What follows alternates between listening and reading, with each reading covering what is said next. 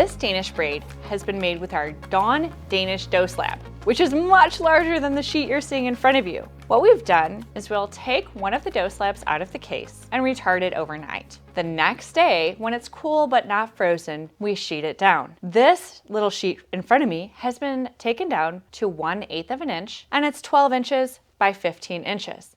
My favorite Dawn fillings come in pouch packs. So for this application, we are using my exceptional apple filling, and it's coming here in this pretty pouch pack so I can pipe right out of it. And I'm using my exceptional cream cheese filling. If you don't care for pouch packs, that's okay, they come in tubs too, but this makes it so much easier for myself and my bakery staff to just pick up a pouch pack and fill my pastry.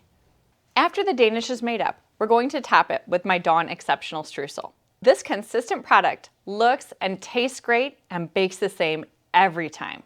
Next, I'm going to use this bench knife here, and I am going to score the inside of the dough. What I'm doing is I'm giving myself kind of a little guide as to where my next cuts will be.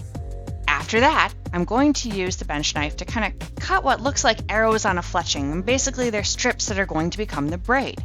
The big thing to remember with this, always do an uneven number of strips and make sure that you start them all at the spot of the braid. You'll notice that I'm pointing slightly down. The amount of cuts you do really doesn't matter. What's most important is that you do the same amount of cuts on each side. So if you do 12 cuts on one side, do 12 cuts on the other side. After the cuts are in, I'm going to take a look and make sure that I've got the same amount on each side. You can see me counting here. Once I've made sure that I have the same exact amount, I'm going to start by adding in my fillings. I'm going to do a stripe of apple filling up each side, and then I'm going to come back in and fill with cream cheese filling.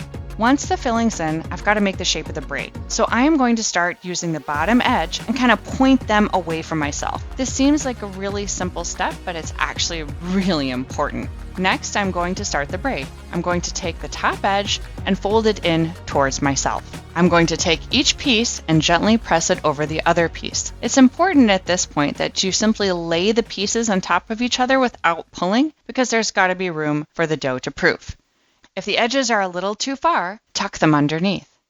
When you get to the end few strips, it's important to tuck the ends underneath so that the braid continues to look whole. If there's too much strip left, just rip the end off and tuck it under.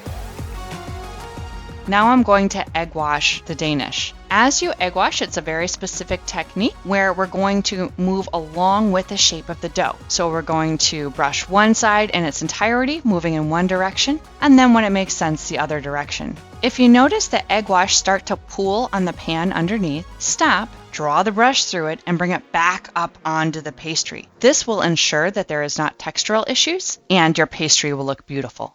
Now I'm going to sprinkle the streusel up the pastry. I'm going to concentrate the sprinkles right where the braid meets. This might seem counterintuitive. Why would I cover up that beautiful braid? But I'm doing that so that there's room to grow in the proofer and oven. You'll see when it comes out, it really helps the design.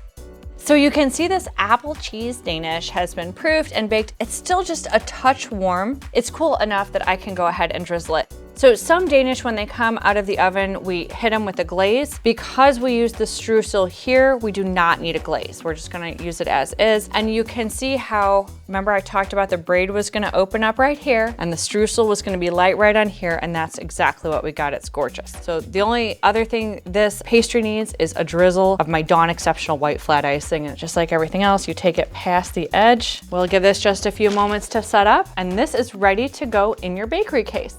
You can sell them whole or you can sell them sliced. And when you slice them, you can slice them straight, or if you want them to look extra fancy, you simply cut them on the bias like this and they will look so fancy and good.